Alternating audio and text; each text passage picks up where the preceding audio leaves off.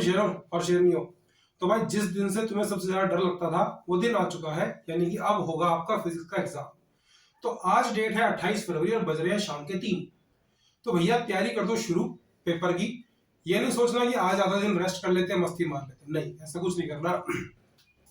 तो भाई तुम्हारा दोस्त इंजीनियर अजय भटनागर हाजिर है तुम्हारे लिए हैंड होल्डिंग प्रोग्राम लेकर।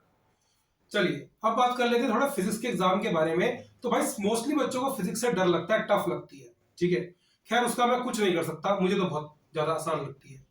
पॉइंट इज दैट अब इस बात को सोचने का कोई फायदा नहीं है कि भाई तुमने पूरे साल पढ़ाई करी है, कुछ आता है कुछ नहीं आता है। आता है चाहे नहीं आता, पूरी जान लगा दो, 5.5 जो आपको मिले हैं तैयारी के लिए पूरी जान झोंक दो अपनी, और फिजिक्स के पेपर को अच्छी तरह से अटेम्प्ट करके आना, ठीक है। अब कोशिश से कुछ नहीं होगा, अब चाहिए किलर इंस्टिंक्ट, ठीक है। अब भाई तुम्हें तैयारी करनी ही करनी है, अब कोशिश से और समझ के और ये सब करने का समझदारी का टाइम गया, अब चाहिए पागलपन, ठीक है। अब तो तुम्हें पढ़ना ही पढ़ना है, 5.5 दिन अपनी जिंदगी की सबसे बड़ी मेहनत कर लो और फिजिक्स में तुम सारे अच्छे नंबरों से पास हो गए। तो भाई कुछ टिप्स बता रहा हूं आपको तैयारी शुरू करने के। सबसे पहली बात, तो भाई अब कोशिश नहीं, अब क्या चाहिए, किलर इंस्टिंक्ट चाहिए। किलर इंस्टिंक्ट करना है तो करना है, क्लियर। मैं आपको इन 5.5 दिनों में डेली का एक प्लान वीडियो दूंगा, आज का भी एक प्लान अभी वीडियो के एंड में डिस्कस करेंगे। आपको उस प्लान को तैयार करना है और शाम को 6 बजे चलेगी लाइव क्लास। जो आपने तैयारी करी है एक बार मेरे साथ मिलके उसे आप कंप्लीट रिवीजन कर लो। कोई डाउट्स है तो आप मुझे सेंड कर सकते हैं, कमेंट सेक्शन में बता सकते हैं। जिन बच्चों के पास मेरा नंबर है मुझे व्हाट्सएप कर सकते हैं। तो भाई आपके डाउट्स उस शाम की लाइव क्लास में डिस्कस करने की पूरी कोशिश करी जाएगी। अब इन 5.5 दिन में आपने करना क्या है, ध्यान से सुनेंगे। जो भी टॉपिक्स मैं आपको इंपॉर्टेंट बता रहा हूं कि आज ये टॉपिक, आज ये टॉपिक, आज ये टॉपिक, उनकी एक लिस्ट बना लो। 3 टॉपिक्स उठाओ, खत्म करो, फिर थोड़ी देर का ब्रेक लो, दोबारा काम पे वापस आ जाओ, 3 टॉपिक्स उठाओ, खत्म करो। सिर दर्द हो रहा है, बुखार हो रहा है, मन नहीं कर रहा पढ़ने का, किसी ने क्या किया उससे पूछ लूं, इन सब में टाइम वेस्ट नहीं करना। तबीयत खराब हो रही है, डॉक्टर पे जाओ, दवाई लो, काम खत्म करो, दोबारा पढ़ाई करने बैठ जाओ। ये 5 दिन पूरा किलर इंस्टिंक्ट शो कर दो अपना, तुम्हें कोई नहीं रोक सकता फिजिक्स में अच्छे नंबर लेने से।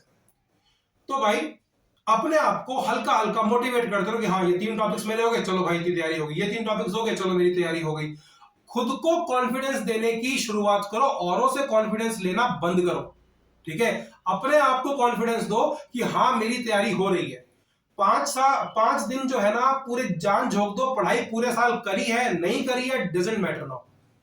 इन 5.5 दिन में जो खेल गए खेल गए, ठीक है। तो भाई डरने की जरूरत नहीं है, लग जाओ भगवान का नाम लेके और सारे के सारे फिजिक्स में अच्छे नंबर से पास हो जाएंगे।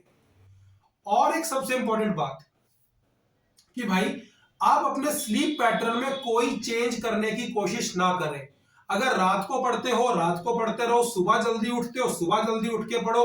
ऐसा कोई चेंज अपनी बॉडी में मत कर लेना कि भाई दिमाग जो है ना वो जवाब दे जाए। आपकी नींद बहुत जरूरी है, जैसे जितने घंटे की नींद रोज लेते हो उतनी ही लेते रहना, नींद से खिलवाड़ मत करना। बहुत से बच्चे ऐसे होते हैं जो लास्ट के डेज में ना अपना पूरा स्लीप पैटर्न ही बदल देते हैं और पेपर में जाके उनका दिमाग काम करना ही बंद कर देता है, क्योंकि उसको नए स्लीप पैटर्न से एडजस्ट करना अभी नहीं आया है। तो भाई इस बात को ध्यान में रखना कि स्लीप पैटर्न से कोई बदलाव नहीं होना चाहिए। अब बात कर लेते हैं आज के प्लान की। तो आज का प्लान ये है, क्योंकि आप अभी केमिस्ट्री का पेपर दे के आए हो, थक गए होगे, इतने दिन से केमिस्ट्री भी पढ़ रहे हो, कोई बात नहीं, आज मैं आपके लिए बहुत ही सिंपल से टॉपिक लेके आया हूं। आज आपने पढ़ना है ईएम वेव्स और सेमीकंडक्टर्स। ये हमारा आज का प्लान है, ठीक है। अब मैं आपको बताता हूं कि ईएम वेव्स और सेमीकंडक्टर्स में कौन कौन से टॉपिक्स आपने अच्छे से पढ़ने हैं। सबसे पहले हम बात करेंगे ईएम वेव्स की। तो फर्स्ट एंड द फोरमोस्ट आपको ईएम स्पेक्ट्रम बहुत अच्छे से करना है। हर ईएम वेव की एप्लीकेशन आपको अच्छे से याद होनी चाहिए। सेकंड नंबर, आजकल जो पैटर्न बोर्ड में देखने को मिल रहा है वो ये है कि आपको एप्लीकेशन बता देते हैं वो लोग खुद ही कि भाई ये एप्लीकेशन है, ये बताओ इस वेव की फ्रीक्वेंसी कितनी थी। तो आपको हर वेव की फ्रीक्वेंसी रेंज भी याद होनी चाहिए। एनसीईआरटी में क्लियर कट मेंशन है कि जो ईएम वेव्स है ना उनमें कोई आपके पास कंफर्म डिमार्केशन नहीं है कि यहां पे ये वेव खत्म और यहां पे ये वेव शुरू। There is a bit of overlap. आप चाहो तो एनसीईआरटी से इसको देख सकते हो। कैसे भी याद करो, इसको याद करना बहुत जरूरी है।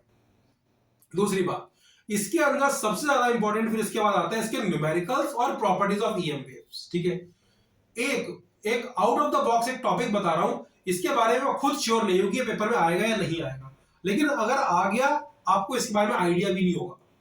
Prove that EM waves are transverse in nature. ये पूरी डेरिवेशन है 2 पेज की, जो कि मेरे वीडियो में 10 मिनट की वीडियो है। अगर ये क्वेश्चन आ गया और आपने इसके बारे में नहीं पढ़ा होगा तो कुछ लिख भी नहीं पाओगे, तो प्लीज इसको भी एक बार कंसीडर करके जाना। ये out of the box question है। नाउ अब मैं आपको वो इंपॉर्टेंट टॉपिक्स बता रहा हूं एनसीईआरटी के जो क्वेश्चंस हैं, ये मैंने आपके लिए अलग से छांट रखे हैं, ध्यान से सुनेंगे सारे बच्चे। 8.3, 8.4, 8.5, 8.6, 8.7, 8.8, 8.10, 8.11, 8.12 और 8.15, ये सारे क्वेश्चंस जो है ना एनसीईआरटी के बहुत इंपॉर्टेंट है। अगर मिस हो गए हो वीडियो को जरा सा रिवाइंड करो, दोबारा से सुन लो। ठीक है, तो भाई अब बात कर लेते हैं चैप्टर नंबर 14 के बारे में, that is your electronic devices and semiconductors. तो भाई इसमें क्या है आपके लिए, टॉपिक्स बहुत ही कम है क्योंकि सिलेबस बहुत ज्यादा कट चुका है इसके अंदर। ठीक है, इसीलिए ये चैप्टर जो है ना आपका केस स्टडी के लिए भी इंपॉर्टेंट बन जाता है। तो इसके अंदर आपने सबसे पहले करना है फुल वेव रेक्टिफायर, बहुत बार आ चुका है, जो मेरा श्योर शॉर्ट सक्सेस का वीडियो है जिसका लिंक आपको आई बटन के अंदर मिल जाएगा, उस पे जाके आप देख लीजिएगा। मैंने उसको लिख के दिखाया कितनी बार वो क्वेश्चन जो है पेपर में आया। सो हाफ वेव रेक्टिफायर अच्छे से करेंगे सबसे पहले। उसके बाद जो आपका सेकंड नंबर पे आता है वो है डायोड का analysis, diffusion current, drift current, उसके बाद माइनॉरिटी करंट, आईवी कैरेक्टरिस्टिक्स, यानी कि ये पूरा चैप्टर आप बड़े आराम से कर लेंगे, 1 से 1.5 घंटे के अंदर पूरा चैप्टर रिवाइज हो जाएगा आपका। और इसके जो इंपॉर्टेंट क्वेश्चंस हैं, जो एनसीईआरटी के इंपॉर्टेंट क्वेश्चंस हैं, वो मैं आपको बता देता हूं, वो आपके भाई ने आपके लिए सिलेक्ट कर रखे हैं।